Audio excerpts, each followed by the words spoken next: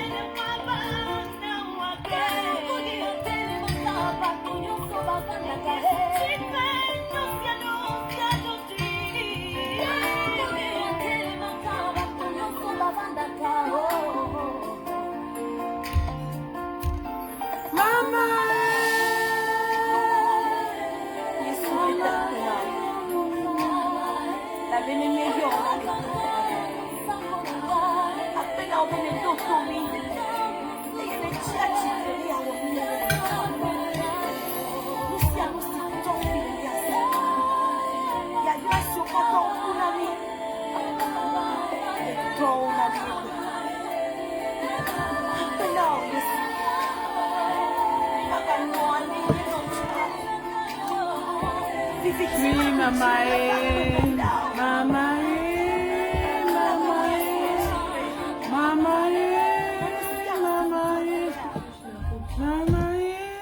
Effectivement, bonjour et bienvenue à notre émission Serenity Talk.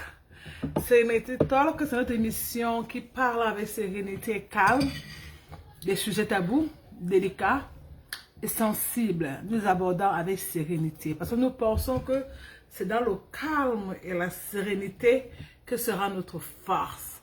Nous n'avons pas besoin d'aller avec la violence, mais c'est dans le calme et la sérénité, la tranquillité, la confiance en Dieu que sera notre force pour pouvoir aborder les sujets tabous, les sujets difficiles, les sujets sensibles que nous rencontrons au quotidien. Et Nous voulons donc commencer une nouvelle série. C'est vrai, nous avons été absents pendant longtemps. Je m'en excuse vraiment. Et j'ai été interpellée par beaucoup de personnes. Encore hier, on m'interpellait. Ben, Alex, pourquoi tu ne fais plus tes lives? Ben, c'est vrai, ce sont les aléas de la vie qui très souvent peuvent aussi nous obliger à suspendre certaines préoccupations pour d'autres. Donc, sans plus tarder, nous allons donc débuter. Nous allons donc débuter dans notre nouvelle émission, les batailles intérieures de la destinée. Et le thème de ce jour sera sur mon véritable ennemi. Qui est ton véritable ennemi dans la bataille de la destinée? Qui est ton véritable ennemi dans la bataille de la destinée? C'est toi. C'est toi-même. Donnez-moi une minute, je vous en prie.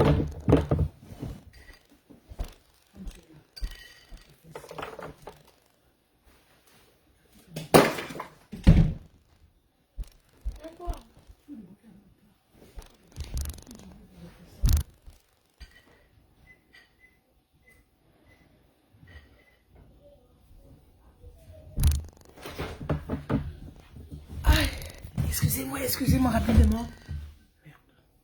Nous allons donc continuer donc à notre émission de ce jour, les batailles intérieures de la destinée. C'est un dimanche, vous savez, le dimanche, il y a pas mal de personnes dans la maison, c'est difficile d'avoir son petit temps à soi-même. Après le culte, il y a pas mal de situations que tu dois gérer. Parfois, ce retard peut s'expliquer ainsi. Donc, nous allons commencer à parler des batailles intérieures de la destinée. Qu'est-ce que la destinée? Qu'est-ce que l'appel? Et c'est un mot qui me revient très souvent. Et je crois que la destinée, c'est le but que Dieu a choisi, a préparé d'avance ta destinée. Qu'est-ce que Dieu a prévu pour toi? Qu'est-ce qu'il aimerait que tu fasses sur terre? Nous lisons dans la parole de Dieu, dans Matthieu 5, il dit, tu es le sel de la terre.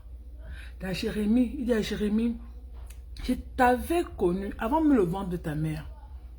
Je t'avais déjà établi comme prophète des nations. Cela veut dire qu'avant même que tu ne naisses, Dieu a déjà préparé pour toi des bonnes œuvres que tu vas mettre en pratique. C'est ça ta destinée. Ce que tu es appelé à faire, ce que tu es appelé à accomplir pour Dieu. Mais il arrive très souvent que nous n'arrivons pas à le faire. Et moi, je suis l'une des personnes qui n'a pas accompli ce que Dieu voulait pour pas mal de raisons. Pas mal de raisons. Parfois, Dieu nous demande de faire des petites choses. Nous disons que non, pourquoi nous devons le faire? Est-ce que c'est important? Qu'est-ce qu'on gagne à l'intérieur? Or, ce sont des successions d'étapes qui nous amènent dans notre destinée. Et nous accusons parfois des sorciers. Nous accusons parfois la jalousie. Nous accusons nos copines. Nous accusons nos collègues. Nous accusons nos employeurs. Nous avons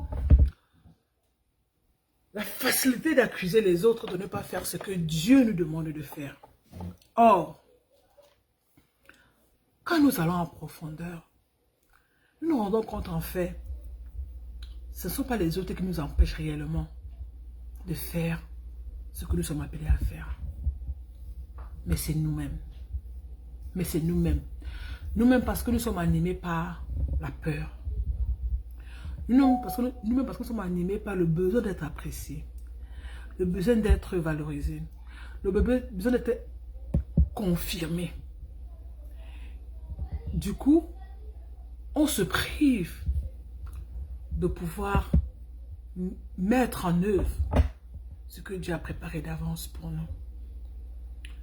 Les batailles intérieures. Les batailles intérieures, quand on parle de bataille intérieure, ça veut dire qu'il y a des batailles extérieures. Les batailles extérieures peuvent être ces choses qui ne sont pas en nous. La Bible nous dit que ce qui nous souille souvent, c'est ce qui vient de nous-mêmes, ce qui sort de toi, c'est ce qui te souille. C'est ça qui est intérieur. Mais ce qui est extérieur, c'est ce qui vient du dehors de nous-mêmes. C'est-à-dire nos collègues, nos amis, notre mariage, notre église, tout ce qui est extérieur. à ton homme intérieur. C'est lui qu'on appelle l'extérieur.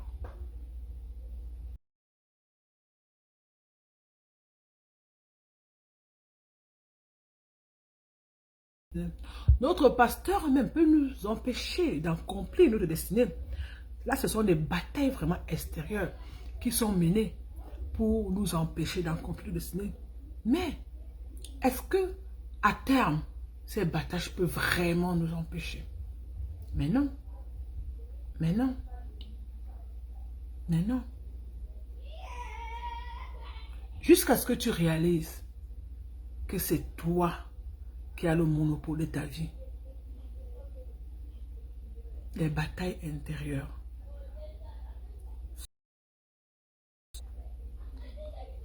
Un élément qui va te mettre à terre. À terre.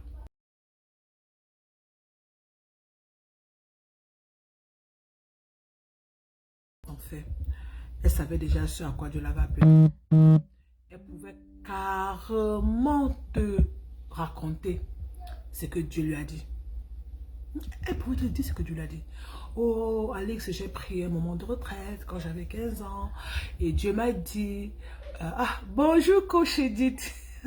Contente de te connecter sur ce live. Ouais, enfin j'ai démarré. Merci beaucoup maman. Merci, ma grande coach. Donc du coup, comme je disais, elle s'appelait Emmanuel. Et Emmanuel me disait,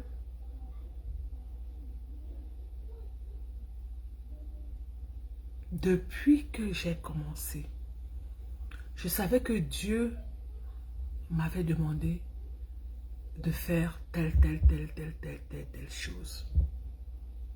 Et elle se disait en fait que ces échecs en fait venaient des autres. Ces échecs venaient des autres. En fait, il fallait d'abord étudier. Venait de la jalousie, de la méchanceté, de l'ennemi spirituel, de toute forme de situation.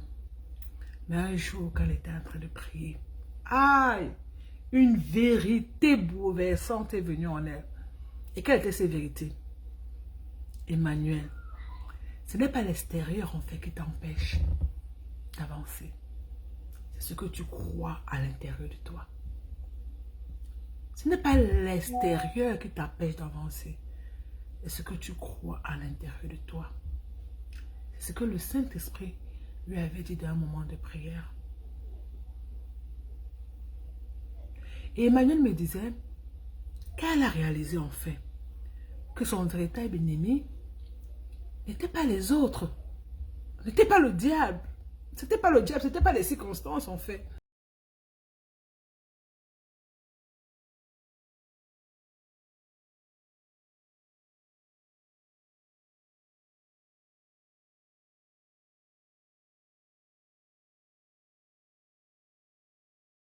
Et les mensonges intérieurs que l'ennemi avait.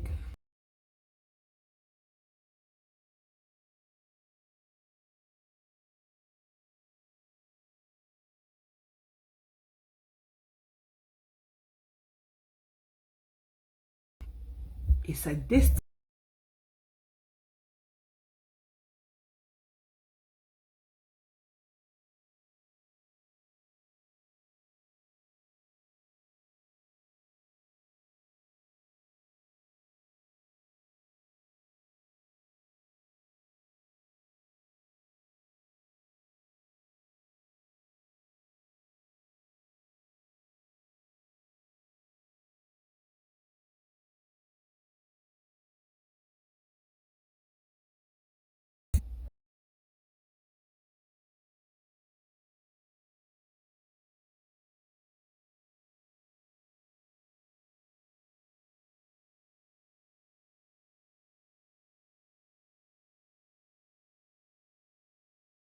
Que d'aller lui dire que ta destinée est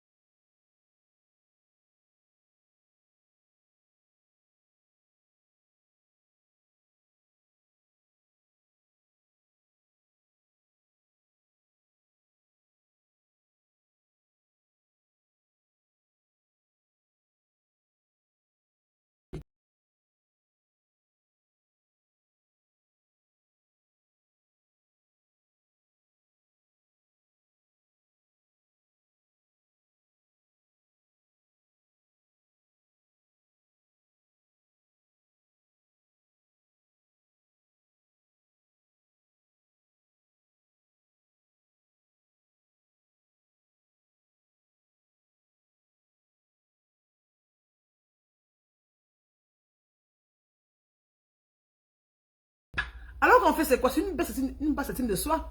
C'est un manque de confiance, c'est un manque de préparation. C'est un manque de préparation, tout simplement. Et on accuse le diable. Donc il est important de pouvoir comprendre cela. Dans la Bible, nous avons l'histoire d'une femme dans la Bible.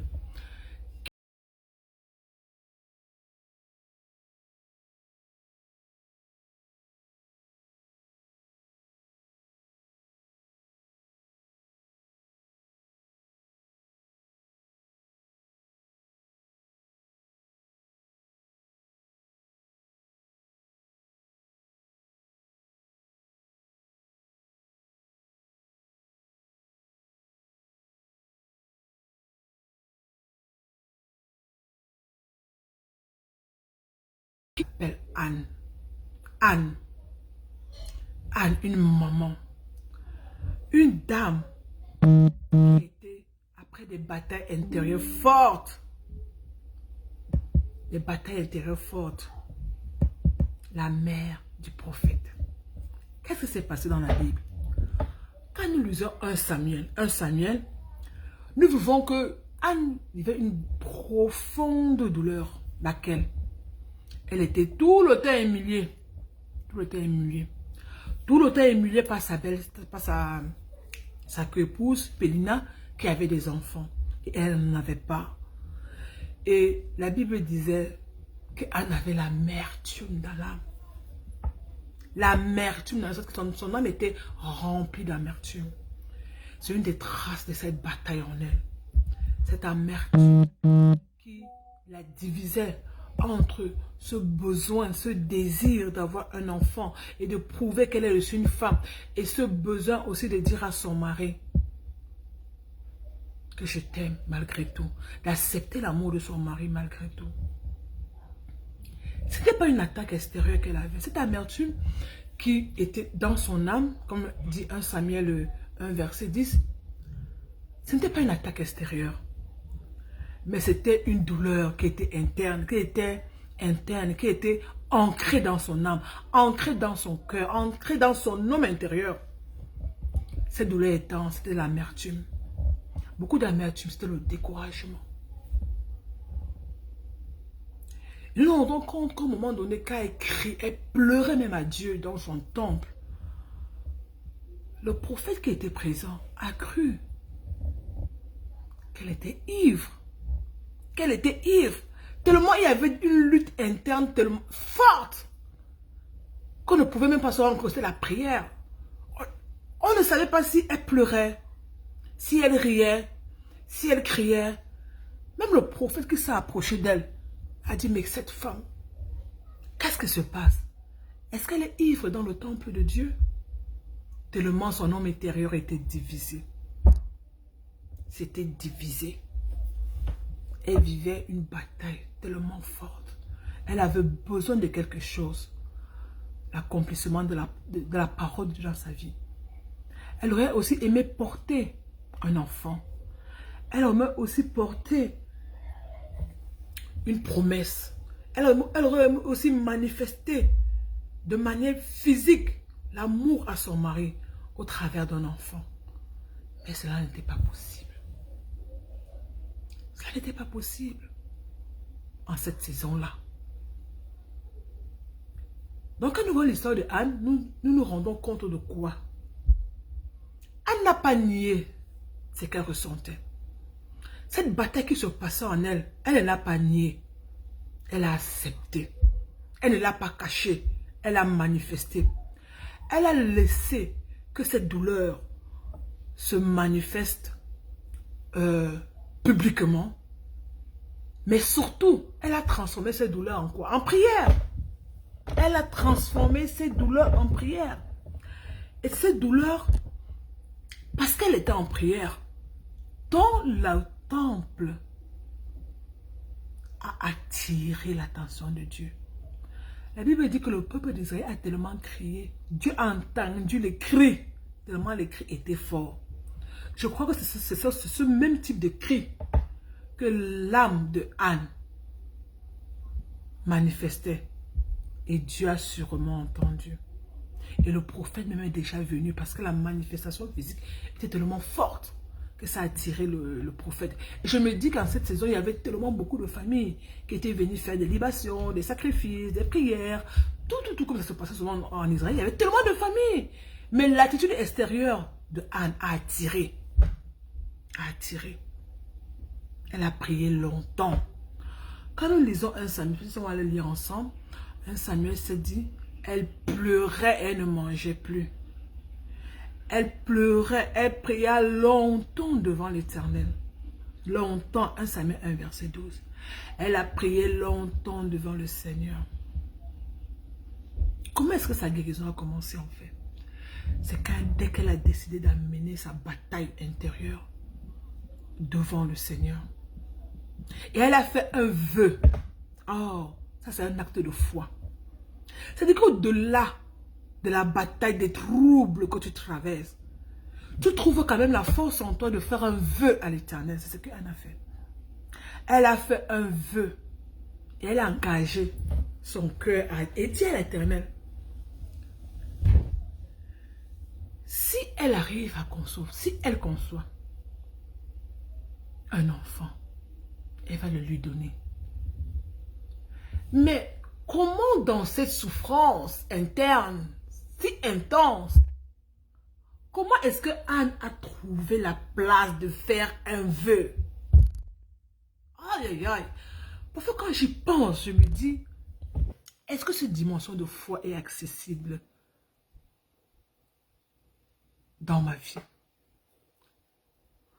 Parce que nous voyons une femme qui est en train de pleurer à Dieu, de crier à Dieu. On a même cru qu'elle était ivre. On voulait sûrement la faire sortir du temple. Parce qu'elle était ivre. Étant ivre, ça veut dire qu'elle venait souiller le temple. Elle venait souiller le lieu saint. Et il fallait la mettre dehors pour pouvoir sanctifier ce lieu. Car ce lieu était saint. Mais dans sa souffrance, dans sa douleur, elle a transformé en prière. Au-delà de la prière, elle a manifesté la foi. Elle a manifesté la foi. Si tu me donnes un enfant, j'aimerais qu'on le lise ça ensemble. Elle a manifesté la foi. Est-ce que toi, tu es capable de manifester cette acte de foi? C'est la question que je me suis posée. Est-ce que dans les douleurs que je traverse, où je dois porter la destinée de ma famille, de mes enfants, de mon foyer, de mon mariage, de mes affaires, tout ce que Dieu a prévu là, est-ce qu'au travers de tous les luttes, les batailles, les souffrances, les douleurs, les rejets que je traverse, que je suis capable de les transformer en acte de foi? Non seulement d'abord transformer en prière, non seulement d'abord, premier point, ça veut dire que les amener d'abord dans la maison de Dieu. Premier point. Tu viens d'abord dans la maison de Dieu avec. C'est pas que tu passes chez les marabouts, chez les amis, chez ton frère, chez ta mère. Parce que souvent on est très tenté par ça. Lorsqu'on souffre atrocement. Mais elle a choisi, premier pas, d'être dans la présence de Dieu, dans la maison de Dieu, dans la présence de Dieu. Deuxième pas, de transformer cette douleur en prière. Troisième étape, comme l'échelle des besoins de Maslow, elle part d'étape en étape. Troisième étape, de transformer cette prière en acte de foi. Un acte de foi. Mais quel était le résultat de ça? Quel était le résultat? Elle a eu la victoire intérieure. Ça veut dire qu'après ce moment intense avec Dieu, ce qui est sûr, c'est que le Seigneur va lui répondre. Là, comme on dit chez nous. Dieu ne peut pas fermer son cœur à une bataille si profonde, si manifeste, si... Non, mon Père ne peut pas rester insensible à ça. Il ne peut pas. Il est sûrement descendu. Il est certainement descendu. Il est descendu ce jour. Et avant même que elle se lève, Non, lisons ce verset. Je n'avais pas prévu de lire, mais je crois qu'on va le lire ensemble. Avant même qu'elle se lève de ce temple, je crois que Dieu avait déjà exaucé. Et la Bible dit que son visage ne fut plus le même. Son visage qui était un visage d'une personne ivre, n'était plus le même. 1 Samuel 1 verset 12. Son visage n'était plus le même. Parce que quoi? Parce que Dieu avait répondu à la prière. Parce que sa bataille intérieure avait été transformée. Elle avait choisi de transformer sa bataille intérieure en prière. Elle avait choisi de transformer sa bataille en prière en acte de foi. Elle avait choisi de se positionner dans la victoire pour que sa lignée, sa destinée soit manifeste. Et nous savons aujourd'hui ce que Samuel a fait dans la Bible. Et nous savons ce que Samuel a fait pour la royauté. Nous savons ce que Samuel a accompli pour David. C'était un enfant de la promesse. Mais est-ce qu'avant que Samuel ne naisse, c'est la question que je me posais. Est-ce que Dieu avait parlé à Anne, comme il avait parlé à Rebecca, que dans ton ventre, il y a 2 nations qui se combattent? Non! Dieu n'avait pas parlé. Dieu n'avait rien dit. Est-ce que Dieu avait dit, comme il avait dit dans Jérémie 1,15, qu'avant que tu ne sois même conçu dans le ventre de ta mère, je connaissais, et il dit que il t'a établi prophète des nations avant? Non! Non! En fait, c'est les batailles, c'est la transformation de la bataille intérieure de Anne qui a provoqué, je veux dire comment, la création de ce miracle de Dieu qu'est Samuel le prophète. En fait, il n'y avait aucune prophète, il n'y avait que du néant. Il n'y avait que du néant, il n'y avait que du Big Bang, il n'y avait que du désordre en fait dans sa vie. Qu'elle arrive au temple, que du désordre. Aucune promesse de Dieu, aucune révélation de Dieu, rien du tout. Mais son attitude a été la donne qui a changé sa destinée et celle de sa génération. Quelles sont nos attitudes face aux difficultés? Quelles sont les attitudes face aux difficultés que nous traversons? Est-ce qu'en tant que femme, tu te décourages rapidement? Moi, j'avoue, je me décourage parfois. Je me décourageais. Je me décourageais. Je me plaignais et je pleurais. Jusqu'au jour que j'ai compris que Dieu ne m'attend pas à ça. Et c'est quand vous lisez, quand tu lis la Bible, Exode 14, j'aime bien ce verset, verset 14, là où il dit l'Éternel combat pour toi, mais toi garde silence. Nous nous rendons compte dans les versets précédents.